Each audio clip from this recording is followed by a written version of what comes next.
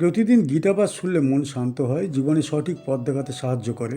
দুঃখ, ভয়, রাগ দূর হয়, আত্মবিশ্বাস বৃদ্ধি পায়। কর্ম ও ভক্তির মাধ্যমে হৃদয়ের শক্তি, ঘরে শান্তি ও জীবনে আলো নিয়ে আসে। তাই প্রতিদিন আমাদের চ্যানেল থেকে 2টি শ্লোক সহ একটি পাঠ শুনুন। মৃত্যু সর্বহরস্যাহম উদ্ভবশ্চ ভবিষ্যতাম কীর্তি শ্রীর্বাক্চ নারীণাম স্মৃতির্মেধা ধৃতিঃ ক্ষমা। আমি সর্বনাশকারী মৃত্যু, আমি ভবিষ্যতের সকল সৃষ্টির উদ্ভব। নারীদের মধ্যে আমি কীর্তি, শ্রী, বাক, স্মৃতি, মেধা, ঐশ্বর্য এবং ক্ষমা। মৃত্যু মানে মৃত্যু, সর্বহর মানে সব কিছু হরণকারী, চ মানে এবং, অহম মানে আমি, উদ্ভব মানে উৎপত্তি, চ মানে এবং, ভবিষ্যতাম মানে যা ভবিষ্যতে জন্ম নেবে, কীর্তি মানে সুনাম বা যশ, শ্রী ঐশ্বর্য বা সৌভাগ্য, বাক মানে বাকশক্তি বা বাণী, চ মানে এবং, নারী নাম মানে নারীদের মধ্যে, স্মৃতি মানে স্মরণ শক্তি, মেধা মানে বুদ্ধি শক্তি, ধৃতি মানে ধৈর্য বা স্থিতি, ক্ষমা মানে সহিষ্ণুতা বা পরম সহনশীলতা।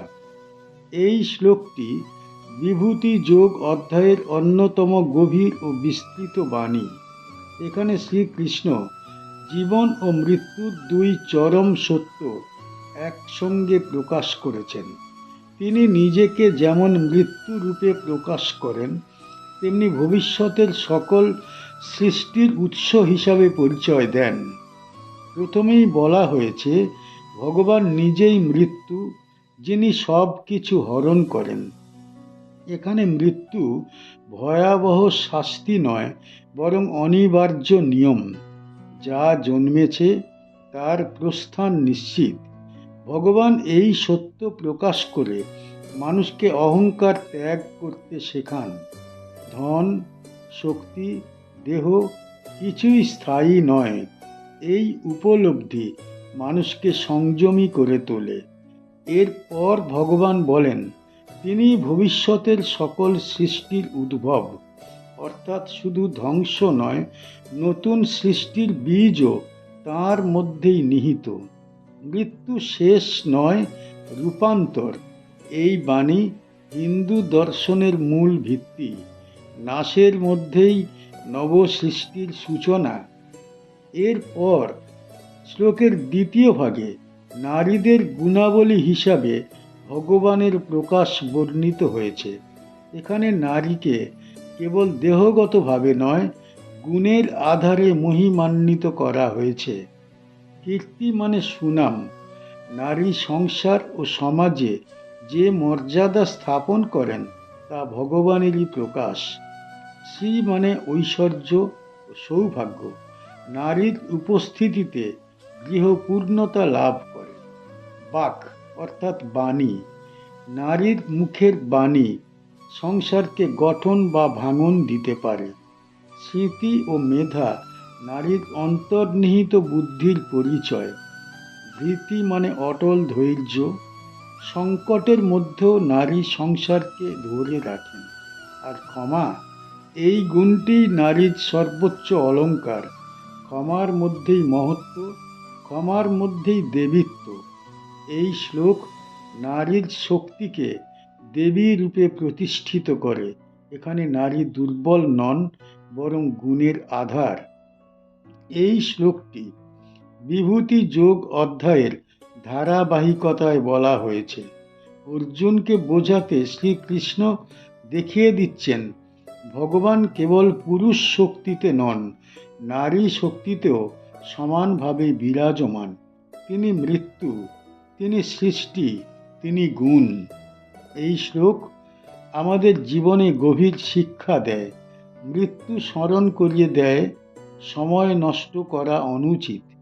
ভবিষ্যতের উদ্ভব শেখায় আশা কখনো ত্যাগ করা উচিত নয়। আর নারী গুণের মাধ্যমে ভগবান জানান সংসার ও সমাজ নারীর গুণ ছাড়া অসম্পূর্ণ। হিন্দু ধর্মে নারীকে দেবী রূপে দেখা হয়। দুর্গা শক্তির প্রতীক, লক্ষ্মী ঐশ্বর্যের প্রতীক, সরস্বতী বিদ্যার প্রতীক। এই শ্লোক সেই ধারার গীতা রূপ প্রকাশ। এই বাণী মানুষকে ভারসাম্য শেখায়। ভয় ও আশা, নাশ ও সৃষ্টি, শক্তি ও কোমলতা সবই ভগবানের লীলা। যে এই সত্য উপলব্ধি করে সে জীবনে স্থির হয়, অহংকার মুক্ত হয়। এই শ্লোক আমাদের স্মরণ করিয়ে দেয় জীবনের প্রতিটি স্তরে, মৃত্যু থেকে মাতৃত্ব পর্যন্ত ভগবানই বিরাজমান। এই উপলব্ধি গীতার বিভূতি যোগের পরম শিক্ষা। কি শিখতে পারি এই শ্লোক থেকে? এই শ্লোক থেকে আমরা জীবন, নৈতিকতা এবং নারীর গুণাবলীর গভীর শিক্ষা নিতে পারি। শ্রীকৃষ্ণ বলছেন, আমি মৃত্যু, যা সমস্ত প্রাণীকে ছাড়ে না। আমি ভবিষ্যতের সকল সৃষ্টির উৎস। এটি বোঝায় যে মৃত্যু অনিবার্য এবং জীবন ক্ষণস্থায়ী। তাই অহংকার, অহং বা দুশ্চিন্তা ত্যাগ করে সঠিক কাজ ও ধর্মের পথে চলা উচিত। মৃত্যু ও সৃষ্টি, এই চক্রে ভগবান সর্বদাই নিয়ন্ত্রক। নারীদের মধ্যে কীর্তি, শ্রী, বাক, স্মৃতি, মেধা, ধৈর্য ও ক্ষমা। এটি শেখায় যে নারী শুধু বাহ্যিক সৌন্দর্যের জন্যে নয়, গুণাবলীর মাধ্যমে সংসার, সমাজ ও জীবনকে শৃঙ্খলিত ও সুন্দর করে। নারীর এই গুণগুলি ভগবানের প্রকাশ। নারীর ধৈর্য ও ক্ষমা জীবনের কল্যাণে অপরিহার্য। সার সংক্ষেপে, এই শ্লোক আমাদের মনে করিয়ে দেয় জীবন অস্থায়ী, মৃত্যু নিশ্চিত। তাই ধৈর্য, ক্ষমা, জ্ঞান, ন্যায় ও ভক্তির মাধ্যমে জীবন পরিচালনা করাই প্রকৃত শিক্ষা। নারীর গুণাবলী ও ভক্তি জীবনকে স্থিতিশীল ও পূর্ণতা দেয় এবং সেই মাধ্যমেই ভগবানের উপস্থিতি উপলব্ধি করা যায়। বৃহৎসাম তথা সাম্যম গায়ত্রী ছন্দসামোহম মাসানাম মার্গশীর্ষোহম ঋতুনাম কুসুমাকরঃ।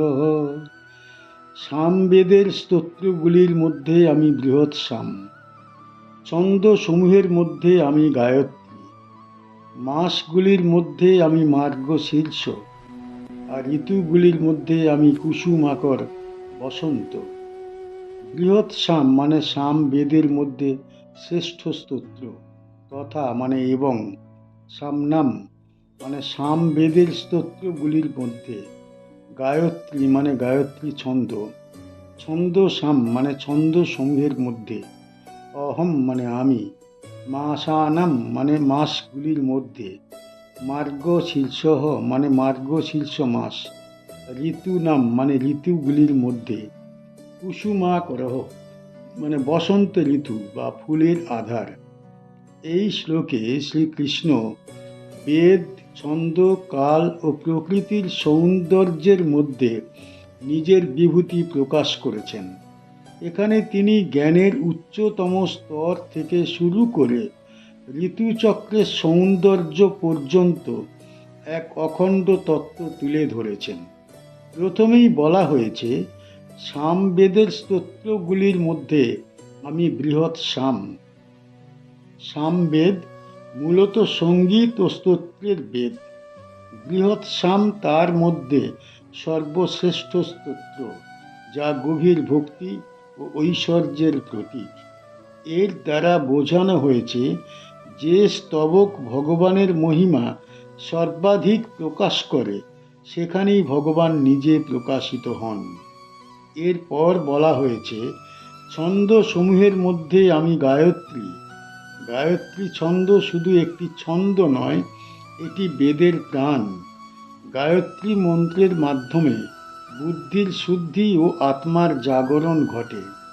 এই ছন্দ সংক্ষিপ্ত হলেও গভীর, সরল হলেও মহিমান্বিত। ভগবান এখানে জানিয়ে দেন, যেখানে জ্ঞান ও পবিত্রতা একত্র হয় সেখানেই তাঁর আসন। এরপর মাসগুলির মধ্যে মার্গশীর্ষের কথা উল্লেখ করা হয়েছে। মার্গশীর্ষ মাস শুদ্ধতার প্রতীক। এই মাসে প্রকৃতি শান্ত, আকাশ নির্মল, মন সংযত হয়। সাধনা ও ভক্তির জন্য এই সময় বিশেষ অনুকূল। ভগবান এই মাসের সঙ্গে নিজেকে যুক্ত করে বোঝান, শুদ্ধ সময়ে সাধনা করলে আত্মার উন্নতি দ্রুত হয়। শেষে বলা হয়েছে, ঋতুগুলির মধ্যে আমি কুসুমাকর বসন্ত। বসন্ত মানে নবজীবন, সৌন্দর্য ও আনন্দ। এই ঋতুতে প্রকৃতি ফুলে ফুলে ভরে ওঠে, গাছপালা নব প্রাণ পায়। বসন্ত শুধু বাহ্যিক সৌন্দর্যের প্রতীক নয়, এটি অন্তরের জাগরণের প্রতীক। যেমন বসন্তে প্রকৃতি নবীন হয়, তেমনি ভগবানের স্মরণে আত্মা নব জন্ম লাভ করতে পারে। এই চারটি উদাহরণের মাধ্যমে ভগবান বোঝান যে তিনি কেবল তত্ত্বে নন, সৌন্দর্যে, সুরে ও সময়ের প্রভাবেও বিরাজমান আছেন। এই শ্লোকটি বিভূতি যোগ অধ্যায়ের ধারাবাহিক অংশ। এখানে শ্রীকৃষ্ণ অর্জুনকে দেখাচ্ছেন, ভগবানকে উপলব্ধি করতে হলে কেবল তপস্যা নয়, প্রকৃতি ও সময়ের মধ্যেও তাঁর উপস্থিতি দেখতে শেখা দরকার। বৃহৎ সাম আমাদের শেখায়, ভক্তি যদি গভীর হয় তবে তা সুরে পরিণত হয়। গায়ত্রী ছন্দ জানায়, সংযমী বুদ্ধি মুক্তির পথ। মার্গশীর্ষ মাস স্মরণ করিয়ে দেয়, সময় নির্বাচনও সাধনার একটি অঙ্গ। আর বসন্ত ঋতু বোঝায়, আনন্দ ও সৌন্দর্য ঈশ্বরীয়। এই শ্লোক মানুষকে নিরাশা থেকে দূরে রাখে। জীবনে যেমন শীত আসে, তেমনি বসন্তও আসে। দুঃখের পরে সুখ আসে, স্থবিরতার পরে নবজাগরণ ঘটে। এই চক্র ভগবানের লীলা। হিন্দু ধর্মে প্রকৃতি পূজিত হয়, কারণ প্রকৃতির মধ্যেই ভগবানের প্রকাশ। নদী, পর্বত, ঋতু, সুর সব তাঁরই বিভূতি। এই শ্লোক সেই দর্শনকে সুস্পষ্ট করে। এই বাণী মানুষকে কৃতজ্ঞ হতে শেখায়। আমরা যে সুর শুনি, যে ফুল দেখি, যে ঋতু উপভোগ করি, সবই ভগবানের কৃপা। এই উপলব্ধি হলে জীবনে অহংকার কমে, ভক্তি বৃদ্ধি পায়। এই শ্লোকের মাধ্যমে গীতা আমাদের জানিয়ে দেয়, ভগবান শুধু তপবনে নন, তিনি সুরে, ছন্দে, ঋতুতে ও সৌন্দর্যে সর্বদা বিরাজমান। এই উপলব্ধি বিভূতি যোগের অন্তিম সৌন্দর্য। কি শিখতে পারি এই শ্লোক থেকে? এই শ্লোক থেকে আমরা জীবন, ধর্ম ও প্রকৃতির মধ্য দিয়ে ভগবানের সর্বব্যাপী উপস্থিতি সম্পর্কে শিক্ষা নিতে পারি। ভগবান বলছেন, সামবেদের মধ্যে আমি বৃহৎ সাম, ছন্দের মধ্যে গায়ত্রী। এটি শেখায় যে গান ও সাধনা, স্তোত্র ও ছন্দের মাধ্যমে ভগবানের সঙ্গে সংযোগ স্থাপন করা সম্ভব। আধ্যাত্মিকতা ও সঙ্গীতের মধ্যে ভগবানের শক্তি বিরাজমান। মাসগুলির মধ্যে তিনি নিজেকে মার্গশীর্ষ হিসাবে প্রকাশ করছেন। মার্গশীর্ষ মাস শুদ্ধতার প্রতীক। এটি বোঝায় যে সঠিক সময়ে সাধনা ও ভক্তি করলে জীবনে সাফল্য ও শান্তি আসে। মৃত্যুর মধ্যে কুসুমাকর বসন্তের কথা উল্লেখ করা হয়েছে। এটি শেখায় যে প্রকৃতির রূপ যেমন ধারাবাহিক ও সুন্দর, তেমনি জীবনে সৌন্দর্য, আনন্দ, নবজাগরণের জন্য সময় নির্ধারিত। জীবন, মৃত্যু ও ঋতুচক্র সবই ভগবানের নিয়ন্ত্রণে। সার সংক্ষেপে এই শ্লোক আমাদের শিক্ষা দেয়, ভগবান জ্ঞান, ছন্দ, সময় ও প্রকৃতির মধ্য দিয়ে সর্বত্র উপস্থিত।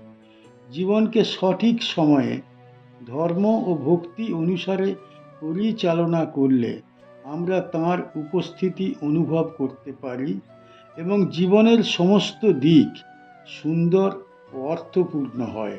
আমাদের চ্যানেলের গীতা পাঠ কেমন হয়েছে, ব্যাখ্যা কেমন হয়েছে, আপনার কেমন লেগেছে কমেন্ট বক্সে অবশ্যই জানাবেন এবং প্রতিনিয়ত গীতা পাঠ শোনার জন্য চ্যানেলটা অবশ্যই সাবস্ক্রাইব করে রাখুন। দেখা হচ্ছে পরের ভিডিও।